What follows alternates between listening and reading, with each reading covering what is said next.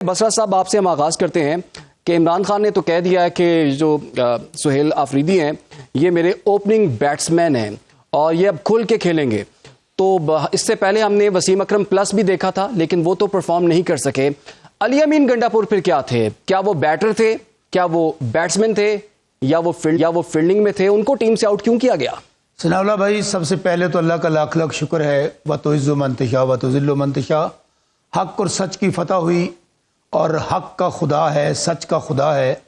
آپ یہ دیکھیے کہ جس طرح جب وزیر اعظم عمران خان قیدی نمبر 804 نے جیل سے یہ فیصلہ کیا کہ ہمارے اب جو وزیر اعلیٰ ہوں گے وہ سہیل خان آفریدی ہوں گے، تو اس کے بعد سب سے پہلے تو جس طرح طرح کی دھمکیاں دی گئیں، وفاق سے چڑھائی کی گئی، پھر طرح طرح کے سہیل خان آفریدی پر الزامات لگائے گئے، اور پھر جو کوشش کی گئی ایم پی ایز کو توڑنے کی، ان کو دھمکایا گیا، لیکن ایک ایم پی اے نہیں توڑ سکے. جب وہاں سب کچھ نہیں ہوا تو پھر ان لوگوں نے، میں یہ سمجھتا ہوں کیونکہ یہ بنیادی طور پہ اب یہ عوام کے لوگ تو ہے نہیں، اور عوامی طور پہ تو ان کے پلے اب یہ ہے کہ گھر والے اور محلے والے بھی ان کو ووٹ دینے کے لیے تیار نہیں ہیں دونوں جماعتوں کو. پورے پاکستان میں اور خاص طور پہ خیبر پختونخوا میں تو 99% قوم جو ہے وہ عمران خان کے ساتھ کھڑی ہے. جب انہوں نے دیکھا کہ یہ سارا کچھ ہمارا کام نہیں آیا، ان لوگوں نے پھر آپ دیکھیے عدالتوں میں چلے گئے. عدالتوں میں پہلے چیف جسٹس کے پاس کیس تھا کہ جناب کسی طور پر حلف نہ ہونے دیا جائے. دیکھیں جی، وہ وزیر اعلیٰ کا ابھی تو استعفی ہی قبول نہیں ہوا. پھر گورنر صاحب نے کہہ دیا یہ 2 استعفے آئے ہیں، ان کے دستخط آپس میں نہیں ملتے ہیں. وہ سب کچھ چھوڑ کے کراچی چلے گئے. اچھا، جب ان کی پٹیشن کل خارج ہو گئی تو پھر مولانا فضل الرحمان، جن کا میرے خیال میں چہرہ پوری قوم نے دیکھ لیا کہ اصل چہرہ ان کا کیا ہے سیاست کے اندر، ان کے بھائی عدالت میں پہنچ گئے کہ آج ان کی پٹیشن لگی ہوئی تھی 2 رکنی بینچ کے سامنے پشاور ہائی کورٹ میں. وہاں پہ سلمان اکرم راجہ صاحب آرگو کر رہے تھے. وہاں پر انہوں نے کہا جناب کسی طور پر اس حلف کو روکا جائے، یہ جناب بڑی آئین کی خلاف ورزی ہو رہی ہے، قانون کی خلاف ورزی ہو رہی ہے. وہاں بھی جب میں تو یقین مانے، مجھے تو یہ لگ رہا تھا کہ کوئی وہ اتنے واسطے دے رہے ہیں ان کے وکیل اور یہ لطف اللہ صاحب، تو وہاں بھی پٹیشن خارج ہو گئی.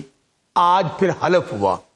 تو میں یہ سمجھتا ہوں یہ ان جماعتوں کے لیے جو عوام کی جماعتیں نہیں رہیں، جن کا عوام کے درمیان کوئی سٹیک نہیں، ان کے لیے نشان عبرت ہے کہ کس طرح آپ لوگ پالیٹکس کرتے ہیں. اور دوسری بات دیکھیے کہ جو بربریت اور فسطائیت 3 سال سے تحریک انصاف پہ جاری ہے، آج بھی وہ کنٹینیوٹی اس کی ہے. آپ کہہ رہے ہیں کہ عمران خان صاحب کو ملنے کیوں جا رہے ہیں؟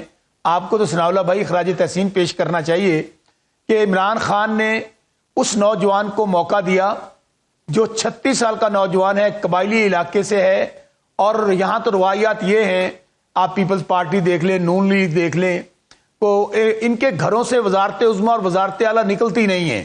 اور اس لیے ان کی پریشانی جینون تھی کہ ایک مڈل کلاس کا نوجوان 36 سال کا جس نے آئی ایس ایف سے پالیٹکس شروع کی، عمران خان آوے ان کے نعرے لگاتا، چوکنگ کرتا، آج وہ وزارت اعلیٰ تک پہنچ گیا.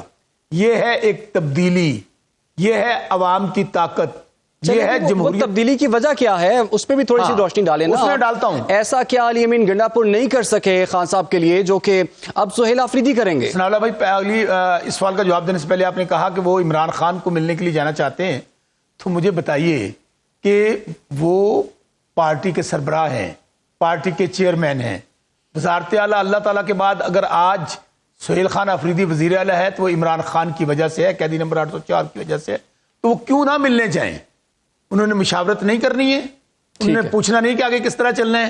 دوسری بات، آپ نے کہا کہ علی امین گنڈاپور، دیکھیں عمران خان وہ ہے جو سر پہ ہاتھ رکھتا ہے تو آپ وزیر اعلیٰ بن جاتے ہیں، وفاقی وزیر بن جاتے ہیں.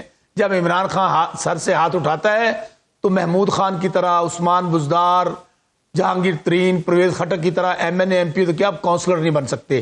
علی امین گنڈاپور بھی ہماری پارٹی کے تھے، ان کو عمران خان نے لگایا، اور ان کو بھی میں یہاں پہ خراج تحسین پیش کرتا ہوں. جب عمران خان نے یہ فیصلہ کیا کہ اب ان کی جگہ سہیل خان آفریدی ہوں گے، انہوں نے 5 منٹ نہیں سوچا، انہوں نے ریزائن کر دیا. دیکھیں یہ عمران خان اور تحریک انصاف کا فیصلہ ہے. ہماری نہیں، ہماری اکثریت، ہماری میجورٹی، ہماری پارٹی، ہمارا فیصلہ، عمران خان کی پارٹی، عمران خان کا فیصلہ، اس سے کسی کو کیا پرابلم ہے کہ عمران خان کس کو کس جگہ پہ کھلاتے ہیں، کس کو کس پوزیشن پر لے کر آتے ہیں؟ بھائی ان سے پوچھیں نا، باقی جو جماعتیں ہیں ان کو تو عوام کی تو جماعتیں نہیں ہیں، میں بار بار آپ کو کہہ رہا ہوں، ان کو تو لایا گیا ہے۔ اچھا بسرا صاحب یہ بتائیے، جیسے کہ وہ کہہ رہے ہیں آپ کے جو مخالفین ہیں وہ کہتے ہیں کہ علی امین گنڈا پور ناکام ہو گئے تھے اور اسی وجہ سے ان کو ہٹایا گیا اور نئے وزیر اعلیٰ کو لایا گیا، کیا آپ تسلیم کرتے ہیں کہ آپ کا وزیر اعلیٰ ناکام ہو گیا تھا اور یہ نہ صرف وزیر اعلیٰ کی بلکہ پاکستان تحریک انصاف کی بھی ناکامی ہے؟ دیکھیں وہ کہتے ہیں نا کھسیانی بلی کھمبا نوچے، ان بیچاری سیاسی یتیموں کی جو آپ کونسلر منتخب نہیں ہو سکتے، ہمیں تو یقین مانے یہ قابل رحم اور قابل ترس پارٹیاں ہیں، اور ان سے ہم ہمدردی کروں یعنی کہ کسی بات کا جواب ہم اس لیے نہیں دیتے کہ ان بیچاروں کی تو حیثیت کونسلر بننے کی نہیں رہ گئی۔ ابھی آپ نے کہا کہ وہ ناکام ہو گئے، حکومت ہے ان کی، سن تو لیں، ہاں حکومت ہے ان کی، پنجاب میں حکومت ہے، وفاق میں حکومت ہے، سندھ میں حکومت ہے، ہاں بالکل بالکل حکومت میں ہے۔ ثناءاللہ بھائی، شہباز شریف جو اپنی سیٹ ہارا ہوا 17 سیٹوں کے ساتھ اس کو مسلط کر دیا گیا ایک پپٹ وزیر اعظم کے طور پر۔ پنجاب میں ہاری ہوئی madam chief minister Maryam Nawaz کو جو اپنی سیٹ ہار گئی اس کو 30 سیٹوں کے ساتھ وزیر اعلیٰ لگا دیا گیا، کوئی یہاں پہ صدر بن گیا، کوئی گورنر بن گیا۔ اس وقت تو میں پھر کہہ رہا ہوں کہ یہ بیچارے تو آج آپ الیکشن کروا لیں، یہ کونسلر نہیں بن سکتے، چھوڑ دیں اس بات کو۔ دوسری بات، ثناءاللہ بھائی، علی امین گنڈا پور ہماری پارٹی کے وزیر اعلیٰ تھے جب خان سے، اور یہ بات درست ہے کہ ہمارے لیڈر نے جب دیکھا کہ جو توقعات جس حد تک ان کو تھیں پوری نہیں ہوئی تو انہوں نے اب تبدیلی کا فیصلہ کیا۔ تو آپ مجھے بتائیں کہ کیا توقعات تھی جی وہ؟ ہاں میں بتا دوں، مین ریزن یہ تھی کہ جو آپریشن وہاں پر ہو رہا ہے، ہمارے سیکیورٹی کے لوگ شہید ہو رہے ہیں، فوجی پولیس والے، تو عمران خان صاحب کا موقف یہ ہے کہ آپریشن کسی مسئلے کا حل نہیں ہے۔ آپ کو یاد ہوگا عمران بھائی، ہماری 3 سال حکومت تھی، وہاں پر جب عمران خان صاحب وزیر اعظم تھے تو اس وقت یہ دہشت گرد کہاں گئے تھے اور دہشت گردی کہاں گئی تھی؟ وہاں دہشت گردی نہ ہونے کے برابر تھی۔ صاحب آپ پہ اور آپ کی جماعت پہ یہ الزام لگتا ہے کہ دہشت گردوں کو لانے والے آپ ہیں، اس ملک میں دہشت گردی جو اس وقت ہے وہ پی ٹی آئی کی وجہ سے ہے، وہ پھر وہ الزام لگتا ہے، وہ دہشت گرد، نہیں کہہ رہا دہشت گرد کدھر گئے ثناءاللہ بھائی؟ جب ہماری 3 سال کی حکومت تھی وہ دہشت گرد کدھر گئے؟ وہ دہشت گردی ختم کیوں ہو گئی؟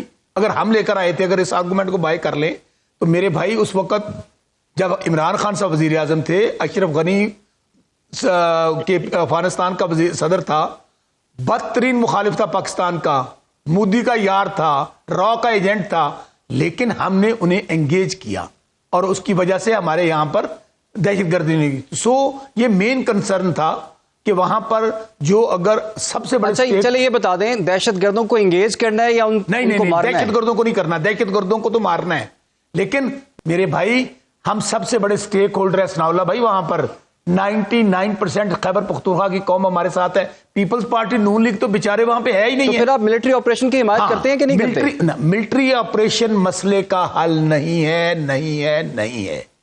آپ کو کے پی کا حکومت، سنیں کے پی حکومت کا آن بورڈ نہ کریں، ہمیں انگیج نہ کریں، تو یہ تھا مین کنسرن۔ دوسری بات، ابھی وہ محترمہ جو نواز شریف کے نام پہ سیاست کرتی ہیں، ان کا نام میرے خیال میں آپ بتا رہے تھے صوبیہ ہے شاید، ان کو یہ پوچھیں میں آپ کی کس بات کا جواب دوں اگر آپ کا لیڈر نواز شریف بیچارہ ہار گیا؟ دوسری بات، اگر نون لیگ کرپشن کی بات کرے تو سمجھیں یہ قیامت کی نشانی ہے کہ وہ نون لیگ جب شہباز شریف وزیر اعظم بننے والے تھے، ایک دن پہلے ان پر 17 ارب کی منی لانڈرنگ کی فرد جرم عائد ہونی تھی۔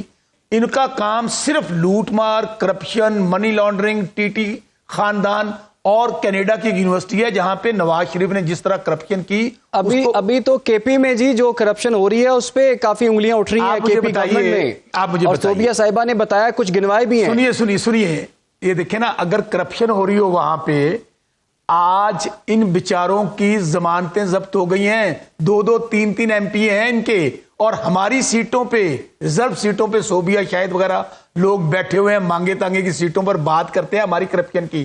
اگر ہم ڈیلیور نہ کرتے، اگر ہم کرپشن کرتے تو میرے بھائی ان کی ضمانتیں ضبط ہو جاتی، آج یہ کہیں پہ نام و نشان نہ ان کا ہوتا۔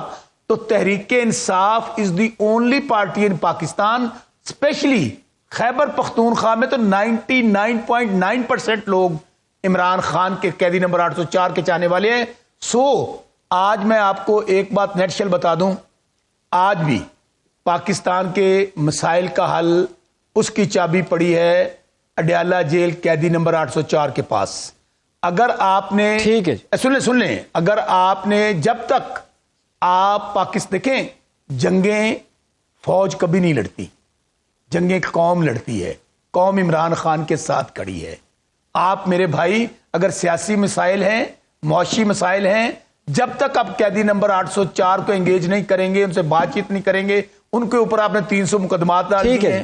اچھا ایک اور آرگومنٹ, ایک آرگومنٹ اس جعلی حکومت کو قائم رکھنے کے لیے, اس فراڈ حکومت کو قائم رکھنے کے لیے آپ نے عدلیہ فتح کی, میڈیا کا گلا گھونٹا, پارلیمنٹ پہ خود کو شملہ کر دیا, اور پھر آج آپ یہاں بیٹھے ہوئے ہیں, اغیار کے بوٹ پالش کر رہے ہیں, ان کی ہر طرح سے خوشامد کر رہے ہیں. پوائنٹ آ گیا آپ کا, بسرا صاحب آ گیا, بالکل پوائنٹ آ گیا آپ کا.